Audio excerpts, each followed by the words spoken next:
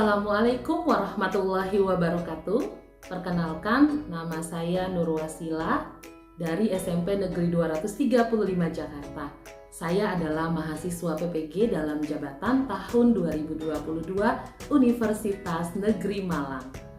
Pada kesempatan kali ini, saya akan menceritakan tentang best practice atau praktik baik yang telah saya lakukan dalam kegiatan PPG dengan menggunakan metode STAR, situasi, tantangan, aksi, refleksi, hasil, dan dampak terkait pengalaman mengatasi permasalahan peserta didik dalam pembelajaran. Lokasi yaitu di SMP Negeri 235 Jakarta, lingkup pendidikan Sekolah Menengah Pertama.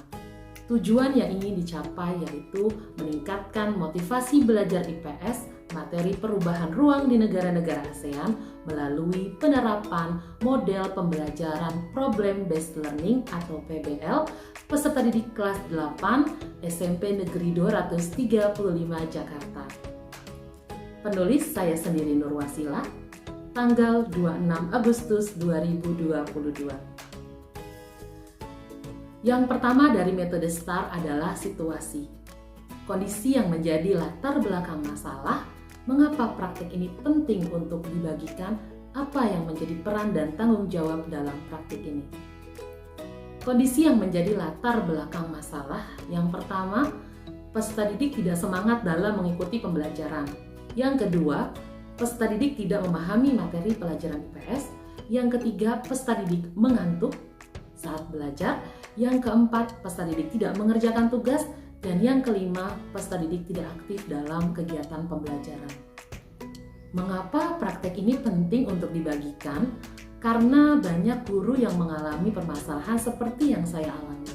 Sehingga praktek ini selain diharapkan dapat memotivasi diri saya sendiri, juga diharapkan bisa menjadi referensi bagi rekan guru yang lain. Peran dan tanggung jawab saya dalam praktik ini adalah sebagai guru yang memiliki tanggung jawab untuk melakukan proses pembelajaran secara efektif dengan menggunakan model pembelajaran inovatif, metode yang variatif, serta media pembelajaran yang interaktif sehingga tujuan pembelajaran peserta didik dapat tercapai sesuai dengan harapan.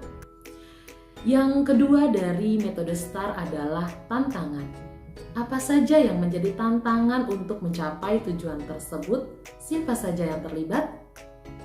Berdasarkan identifikasi masalah dengan refleksi diri, wawancara dengan guru dan kepala sekolah, maka penyebab dari tujuan yang ingin dicapai yaitu meningkatkan motivasi peserta didik dalam pembelajaran IPS adalah yang pertama, peserta didik kurang semangat dalam belajar IPS. Yang kedua, guru belum menggunakan variasi media pembelajaran interaktif.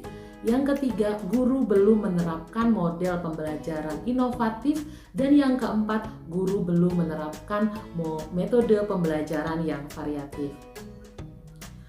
Berdasarkan penyebab tersebut, maka tantangan yang dihadapi guru adalah 1. Guru harus mampu meningkatkan semangat belajar peserta didik melalui proses pembelajaran yang menyenangkan. Yang kedua, pemilihan media pembelajaran yang interaktif. Yang ketiga, pemilihan model pembelajaran inovatif yang tepat dan sesuai dengan karakteristik peserta didik. Dan yang keempat, pemilihan metode pembelajaran yang variatif sehingga peserta didik lebih antusias. Berdasarkan keempat tantangan tersebut menunjukkan bahwa tantangan dari sisi guru yaitu pada aspek kompetensi guru yang perlu ditingkatkan baik dalam bidang pedagogik maupun profesional. Sedangkan dari sisi peserta didik adalah semangat belajar peserta didik yang perlu ditingkatkan. Adapun yang terlibat dalam tantangan ini adalah guru dan peserta didik. Yang ketiga dari metode STAR adalah aksi. Langkah-langkah apa yang dilakukan untuk menghadapi tantangan tersebut? Strategi apa yang digunakan? Bagaimana prosesnya? Siapa saja yang terlibat? Apa saja sumber daya atau materi yang diperlukan untuk melaksanakan strategi ini? Langkah-langkah yang dilakukan untuk menghadapi tantangan-tantangan tersebut adalah sebagai berikut. 1. Guru meningkatkan semangat belajar peserta didik. Strategi yang dilakukan guru dalam meningkatkan semangat belajar peserta didik adalah dengan merancang kegiatan pembelajaran yang menyenangkan bagi peserta didik. Prosesnya yaitu pengembangan FPP dengan menentukan kegiatan-kegiatan yang menyenangkan bagi peserta didik, seperti merancang pemberian ice breaking dan motivasi pada kegiatan awal pembelajaran, serta memberikan live quiz dengan aplikasi Kahoot atau Quizizz. Sumber daya yang diperlukan adalah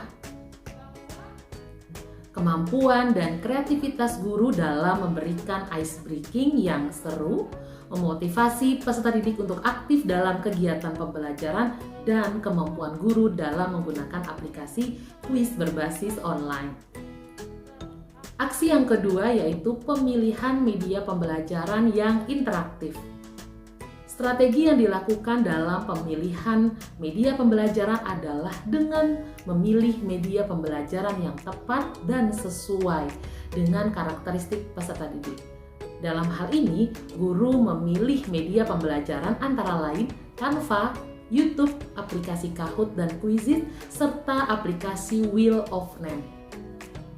Proses pembuatan media ini diawali dengan guru mempelajari materi yang akan dibuat medianya, mendesain tampilan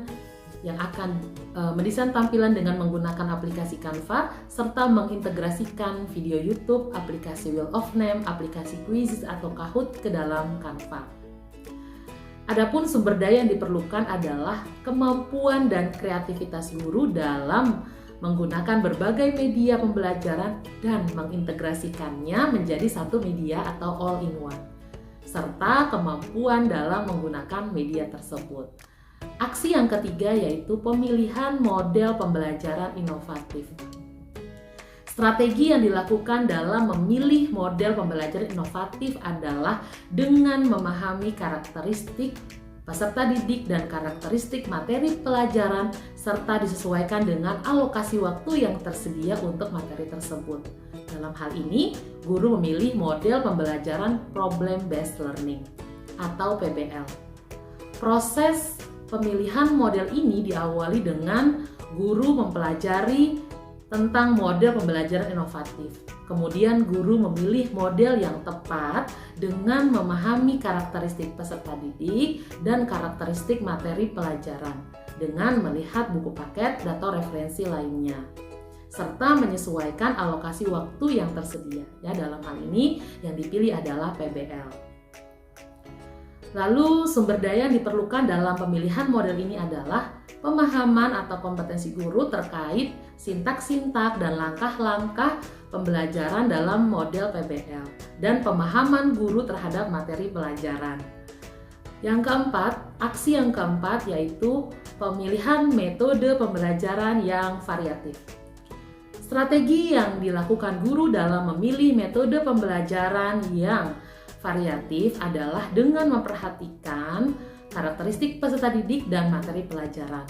Dalam hal ini, guru mengkombinasikan berbagai metode pembelajaran dalam proses pembelajaran, seperti ceramah, diskusi, tanya jawab, dan penugasan. Proses pemilihan metode ini diawali dengan mempelajari variasi metode pembelajaran. Kemudian memahami karakteristik peserta didik dengan melihat kemampuan dasar peserta didik dan memahami karakteristik peserta didik. Selanjutnya, guru melihat karakteristik materi pelajaran dengan melihat buku paket guru dan siswa serta sumber lainnya. Adapun sumber daya yang dibutuhkan adalah pemahaman dan kompetensi guru terkait metode pembelajaran dan materi pelajaran. Yang keempat dari metode STAR adalah refleksi hasil dan dampak. Bagaimana dampak dari aksi dan langkah-langkah yang dilakukan? Apakah hasilnya efektif atau tidak efektif? Mengapa? Bagaimana respon orang lain terkait dengan strategi yang digunakan? Apa saja yang menjadi faktor keberhasilan dari strategi yang dilakukan? Apa pembelajaran dari keseluruhan proses tersebut? Dampak dari aksi dan langkah-langkah yang dilakukan hasilnya efektif. Hal tersebut dapat dilihat dari yang pertama, pemberian ice breaking dan motivasi kepada siswa atau kepada peserta didik di kegiatan awal pembelajaran dapat mencairkan suasana belajar menjadi lebih menyenangkan. Sebelum masuk ke inti pembelajaran, peserta didik sudah bahagia, sudah senang, sudah tertawa. Motivasi yang diberikan guru di awal pembelajaran dapat memberikan semangat bagi peserta didik untuk fokus dan semangat dalam mengikuti pembelajaran. Yang kedua, penggunaan media Canva yang diintegrasikan dengan video YouTube, aplikasi Wheel of Name, dan aplikasi Quizizz atau Kahoot dapat meningkatkan motivasi peserta didik dalam belajar. Karena media yang digunakan telah mencakup 3 aspek, yaitu visual, auditori, dan kinestetik, sehingga peserta didik tidak mengantuk dan mau mengerjakan tugas. Yang ketiga, penerapan model pembelajaran Problem Based Learning atau PBL dapat meningkatkan keaktifan peserta didik dalam belajar. Pembelajaran berpusat kepada peserta didik, porsi peserta didik dalam kegiatan pembelajaran lebih besar. Peserta didik merumuskan masalah, mendiskusikan dan mencari pemecahan dalam kelompok serta menyajikannya di depan kelas. Sehingga pembelajaran lebih bermakna dan peserta didik lebih termotivasi dan memahami materi pelajaran. Yang keempat, pemilihan metode pembelajaran yang variatif membuat pembelajaran lebih menarik dan tidak monoton. Siswa atau peserta didik lebih semangat, lebih antusias dalam belajar. Respon peserta didik terhadap kegiatan pembelajaran ini adalah sangat senang, semangat, dan seru. Hal ini dapat dilihat dari kegiatan refleksi akhir pembelajaran dan testimoni peserta didik terhadap kegiatan pembelajaran. Faktor keberhasilan pembelajaran ini sangat ditentukan oleh penguasaan guru dalam penggunaan media pembelajaran, penerapan metode, model, dan langkah-langkah pembelajaran pada rencana pelaksanaan pembelajaran atau RPP yang telah dibuat. Pembelajaran yang bisa diambil dari proses dan kegiatan yang telah dilakukan adalah kita sebagai guru harus terus mengembangkan diri dalam meningkatkan kemampuan atau kompetensi baik di bidang pedagogik maupun profesional untuk melaksanakan proses pembelajaran yang efektif dan menyenangkan dengan menggunakan berbagai model pembelajaran inovatif, metode pembelajaran yang variatif, serta penggunaan media pembelajaran interaktif, sehingga dapat meningkatkan kualitas pembelajaran demi memberikan pelayanan yang terbaik bagi peserta didik.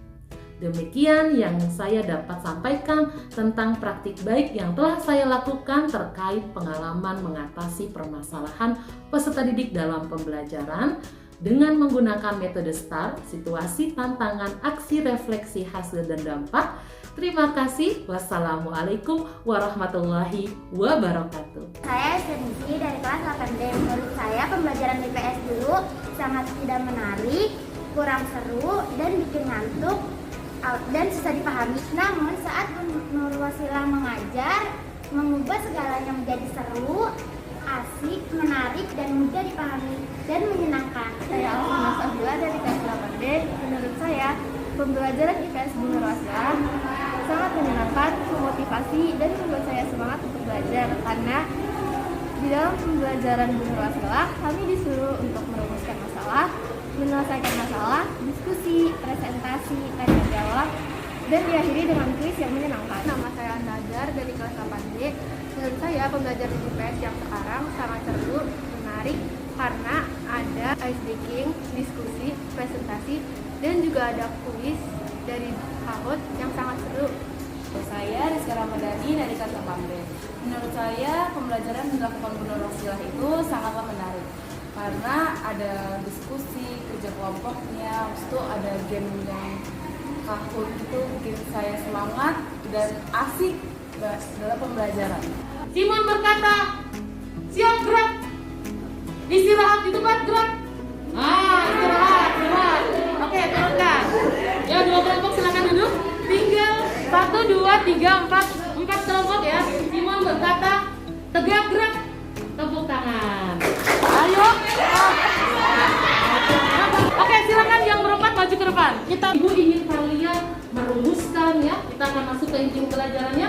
kalian merumuskan tentang permasalahan tentang kegiatan ekonomi yang terjadi di negara. Siapa kelompok mana yang mau membacakan apa permasalahannya? Oke, silakan. Ini kelompok berapa tadi? Kelompok berapa? 6. Ya, silakan. Kenaikan harga BBM. Sebelum kalian mengerjakan LKPD-nya. Oke? Silakan kelompok 1 tadi. Mana kelompok 1? Dengan temannya untuk menyelesaikan permasalahan yang ada pada LKPD. Silakan gunakan waktu diskusi dengan baik. Mengacak kelompok pertama yang akan maju dengan aplikasi Wheel of Names. Oke, acak. Putar kelompok mana yang duluan? Kelompok berapa nih? 3. Silakan kelompok 3 maju ke depan untuk presentasi. Assalamualaikum warahmatullahi wabarakatuh. Waalaikumsalam warahmatullahi wabarakatuh. Silakan.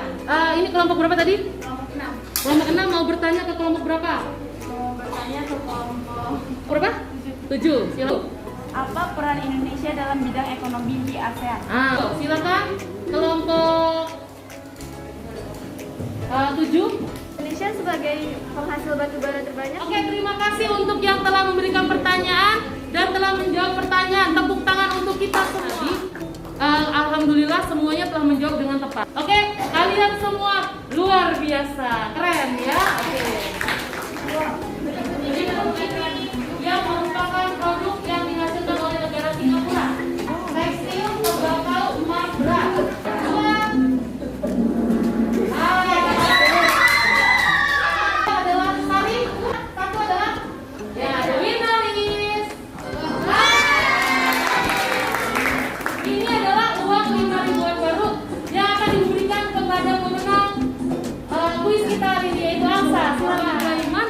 Perasaan kalian setelah mengikuti pembelajaran hari ini?